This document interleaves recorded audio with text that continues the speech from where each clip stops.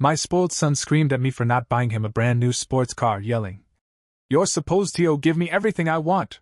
When I told him to get a job, he scoffed and said, "Working is for losers."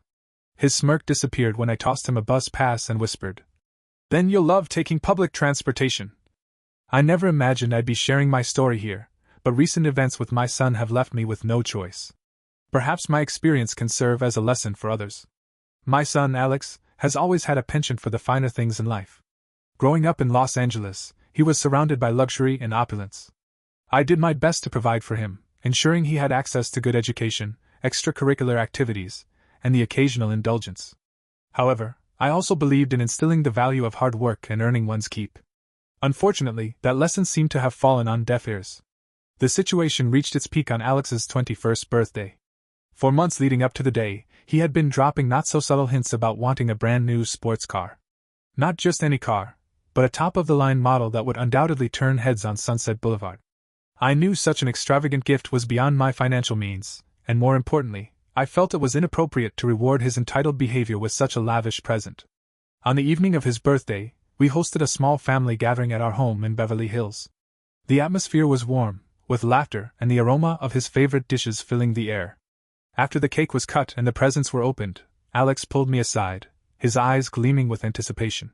"Dad," he began, his voice brimming with expectation, "where's my car?" I took a deep breath, bracing myself for the conversation I knew was inevitable. "Alex, we've discussed this before. I can't afford to buy you that car.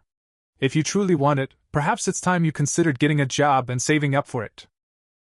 His face contorted with disbelief and anger.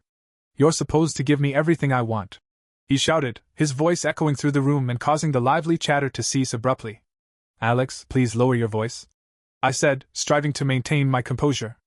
"I understand you're disappointed, but shouting won't change the reality of the situation." He scoffed, crossing his arms defiantly. "Working is for losers. I'm not going to waste my time flipping burgers or sitting in some boring office." I was taken aback by his blatant disdain for honest work. Suppressing my frustration, I reached into my pocket and pulled out a bus pass. Handing it to him, I whispered, "Then you'll love taking public transportation." The shock on his face was palpable. A mix of disbelief, humiliation, and fury flashed across his features before he turned on his heel and stormed out of the house, slamming the door behind him. In the days that followed, Alex's demeanor grew increasingly sullen. He barely spoke to me, choosing instead to isolate himself in his room or disappear for hours without explanation. The tension in the house was thick, and I grappled with a whirlwind of emotions, guilt, frustration, and a lingering hope that he would come to his senses. One afternoon, I returned home to find Alex's room empty, his belongings gone. A note lay on the kitchen counter. "I'm moving in with friends who understand me. Don't try to stop me." A surge of sadness washed over me, mingled with a reluctant sense of relief. Perhaps this separation would serve as the wake-up call he so desperately needed. Weeks turned into months without any communication from Alex. Through mutual acquaintances, I learned that he was couchsurfing, relying on the generosity of friends. However, as time wore on, those friends grew weary of his freeloading, and he found himself without a place to stay. One rainy evening, a knock at the door startled me from my thoughts. I opened it to find Alex standing there, drenched and looking utterly defeated. "Can I come in?" he asked softly, his voice barely above a whisper. I stepped aside, allowing him entry. We sat in the living room, the silence between us heavy with unspoken words. "I'm sorry," he finally said, his eyes downcast. "I was wrong. I thought I was entitled to everything, but I see now that I need to earn my way." Tears welled up in my eyes as I nodded, a mix of relief and pride swelling within me. "I'm glad you've realized that, son." The following day, Alex took the initiative to apply for a position at a local cafe. It wasn't a glamorous job, but it was a start. Over time, he diligently saved his earnings, eventually purchasing a used car, not the flashy sports car he once coveted, but a reliable vehicle that served his needs. Our relationship began to mend, and I witnessed the transformation in Alex. He became more responsible, understanding the value of hard work and perseverance. Reflecting on the journey, I recognized that sometimes, tough love is necessary. Standing my ground was challenging, but in the end, it helped Alex grow into a more grounded and appreciative individual. Just when I thought things were starting to get better, life threw a curveball. Alex had been working at the cafe for about 4 months. He showed up on time, didn't complain as much, and even started helping out around the house a bit. I honestly started to believe this was a turning point. That maybe, just maybe, he was finally getting it. Then one evening, I noticed some strange activity on my credit card. I was reviewing my statements, something I do every Sunday, and I saw a $2,300 charge from a high-end sneaker store in Melrose. Then a few smaller ones from some online gaming site, and another big one at a designer boutique in West Hollywood. My stomach dropped. I knew I didn't make those purchases. I didn't want to jump to conclusions. Maybe it was fraud. Maybe someone had gotten a hold of my info. I called the bank to report the charges, and while I was on hold, I opened the door to Alex's room. He was on his bed, unboxing a pair of limited edition sneakers. The exact ones I saw on the credit card charge. My heart pounded. "Where did you get those?" I asked, trying to keep my voice steady. He looked up, completely unfazed. "Online. They dropped yesterday. I got lucky. Did you use my card?" He paused for a second, and then, with a shrug, said, "Relax. I was gonna pay you back." I could feel my blood pressure rising. "Alex, you stole from me. That's not just using my card. That's fraud." He rolled his eyes. "You always make a big deal out of nothing. You act like I bought a house or something. You spend over $3,000 on things you don't need. That is a big deal." He stood up, defensive now. "You've got money. You act like you're broke. You don't understand what it's like to be young and not have anything." I stared at him, stunned. "You have a roof over your head, food, support. You had everything, and you threw it away because you didn't want to work for anything." He didn't respond. He just grabbed his phone and walked out of the room. That night, I took his name off every one of my accounts. Cancelled the credit cards. Changed all the passwords. Locked everything down. I wasn't going to let him drain me dry because he couldn't control himself. The next day, he didn't come home. Or the next. 2 days later, I got a call from a friend of mine who worked security at a mall in Glendale. Alex had been caught shoplifting cologne and sunglasses. They had him in the back office, waiting for someone to pick him up. I drove over, furious but heartbroken. He looked like hell. Bags under his eyes, wearing the same clothes as the day he left. He wouldn't even look at me. On the drive back, he finally spoke. "They didn't even arrest me. Just banned me from the store." "You're lucky," I said. "You keep this up, and next time it won't be so easy." He was quiet the rest of the ride. When we got home, I told him flat out. "This is your last chance. One more stunt like this, and you're out. I won't let you drag me down with you." He didn't argue. Just nodded and went to his room. For a few weeks, he seemed to pull himself back together. He kept working. Kept quiet. Paid me back the stolen money, bit by bit. I thought maybe the scare had finally sunk in. Then, the twist I never saw coming. One afternoon, I was picking up some groceries and bumped into his old high school friend, Rachel. Sweet kid. Always polite. She hesitated before speaking. "Hey. I didn't want to get involved, but I thought you should know. Alex has been selling fake concert tickets online. Some of my friends got scammed. He's been using a burner phone and a fake name, but we figured it out." I stood there in the parking lot, holding a bag of apples, feeling like someone had punched me in the chest. When I got home, I confronted him. He didn't even deny it. "It's not like I'm robbing people at gunpoint," he said with a smirk. My hands were shaking. "You're lying to people. Stealing their money. That is robbing them." He crossed his arms. "It's easy money. They're dumb enough to fall for it." In that moment, I saw someone I didn't recognize. My son, the same boy I once read bedtime stories to, was standing there like a stranger. I didn't say anything else. I just walked away. I spent that night thinking. I couldn't fix him. Not like this. I had done everything I could. And I knew something big had to change. But I wasn't ready to give up on him completely. Not yet. And that's when the next phase of my plan started to form. The day after I found out about the fake concert ticket scam, I made a few quiet phone calls. One to a buddy of mine, Jeremy, who worked at LAPD Cybercrimes, someone I hadn't talked to in a while. I didn't want Alex arrested, not yet, but I needed to know just how deep he was in. Jeremy agreed to take a look, said he'd keep it off the record. 2 days later, he called me back, tone serious. "Your kid's playing with fire," he said. "There's at least 6 complaints tied to the burner number. Venmo screenshots, chat logs.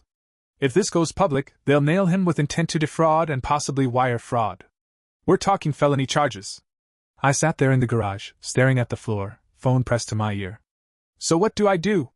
Jeremy hesitated. "You said you don't want him arrested." If he stops now and pays people back, the complaints might die out.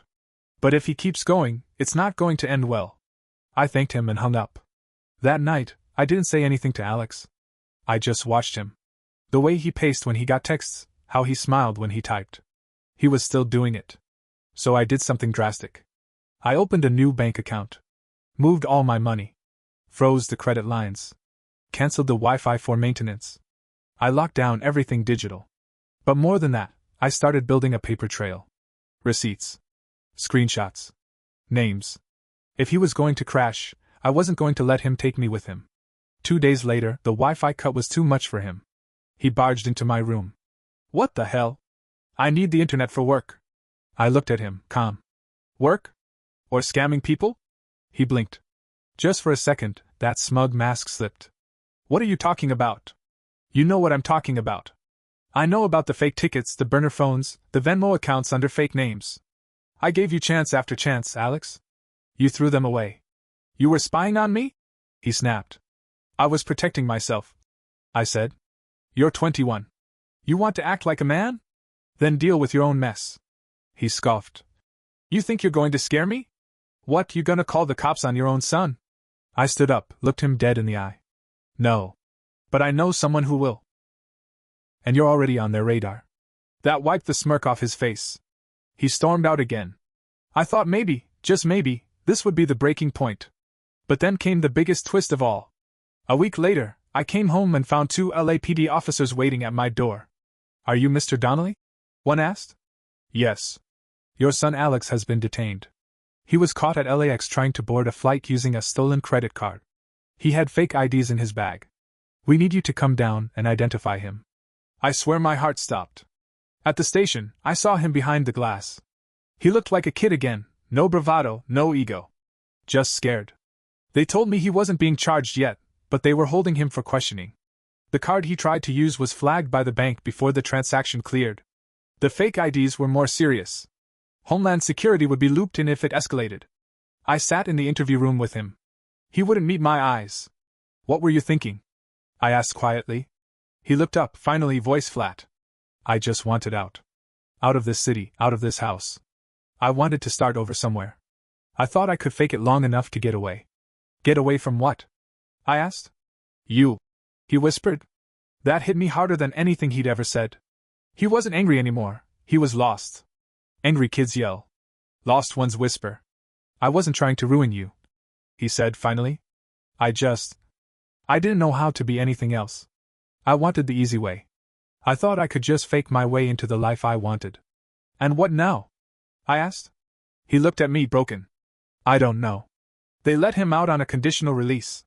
He had to surrender his passport. Couldn't leave the city. A hearing date was coming up. We had time, but not much. Back at home, it was quiet. He didn't eat much. He didn't leave his room. I sat in the living room, staring at the wall, wondering how we'd ended up here. Wondering if I could have done more when he was younger, if I should have been tougher or softer or just different. But it was too late for that now. All I could do was wait. And decide what kind of father I wanted to be for the next part of this storm. The hearing day came fast. We were sitting on the cold benches in the Los Angeles County Courthouse, surrounded by murmurs, security guards, tired parents, and nervous defendants. Alex sat next to me, wearing a wrinkled button-up he hadn't even ironed. He looked small. Like a kid again. His leg bounced the whole time. I didn't say much. I couldn't. There was this wall between us, one built out of stolen money, fake names, lies, and the wreckage of everything I tried to teach him. The judge decided to delay the case pending further investigation. They gave him a warning, and the charges weren't dropped, but they were frozen. He'd get one more chance to make things right, pay back the victims, show progress, stay clean. We left the building in silence. At home, the tension cracked open like glass under heat. I was gonna fix it, he shouted, standing in the middle of the living room. I wasn't going to run forever. You were boarding a plane with fake IDs. I shot back. What the hell did you think was going to happen? He threw his arms up, pacing like a caged animal. I didn't want to end up like you. Living some boring life, tied to a job, bills, scraping to get by. That one hit me in the gut. I stared at him. You think I'm scraping by? You think providing for you, giving you a roof, trying to clean up your messes, that's nothing? He stopped, breathing heavy. I didn't want to be a loser, he said. You already are, I said, my voice shaking, not with hate, but with heartbreak. Not because you don't have money. Not because you work a job. But because you take and lie and blame everyone else when your life falls apart. Silence. He blinked, stunned. Then, without a word, he stormed out the front door. A neighbor across the street, old Mr. Franks, he was watering his plants. He watched the whole thing. Kids, he muttered, shaking his head. They don't know how good they got it. The next few days were quiet again. He didn't come back. I didn't call. I figured he was staying with one of those friends who still thought he was just misunderstood. 3 days later, I got a knock on the door. It wasn't the police. It was Rachel. Hey, sorry to show up unannounced. But I think you should know, Alex's old scams are making rounds on TikTok. Some girl posted about being conned. Now it's viral. His name's out. She handed me her phone. Thousands of comments. Hundreds of reposts. His name trending locally. It was out of my hands now. He came back later that night, hood up, face pale. They know, he said. Everyone knows. He dropped his phone on the table. Notifications were still lighting it up. Messages, threats, comments. I can't go anywhere.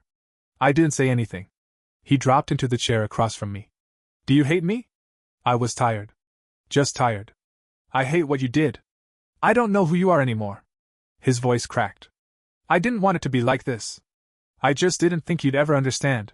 You didn't give me the chance. He buried his face in his hands. I ruined everything. You did, I said. But I also let you. I let it go too long. I should have said no sooner. Should have made you work for what you got instead of trying to protect you from everything. His shoulders shook. What do I do now? You face it. You pay people back. You get help. And maybe, just maybe, people start trusting you again.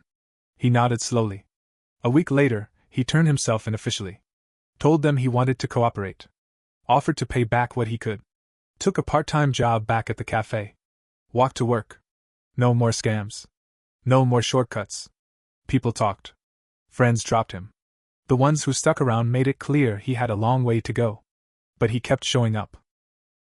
Some nights we'd sit in the kitchen, quietly eating. Not talking much, but not yelling either. It wasn't peace. Not yet. But it was something. I still don't know if we'll ever go back to what we had. I don't think I even want to. What we had wasn't real. It was built on me carrying too much and him taking too little. Now, he carries his own weight. And I've stopped apologizing for doing the right thing. If there's one thing I've learned, it's this: love isn't about giving someone everything they want. It's about teaching them to live without it, and still stand tall. I'm not sure where we go from here. But I know this much: I've done my part. Now it's up to him. And this time, I won't be the one cleaning up the mess.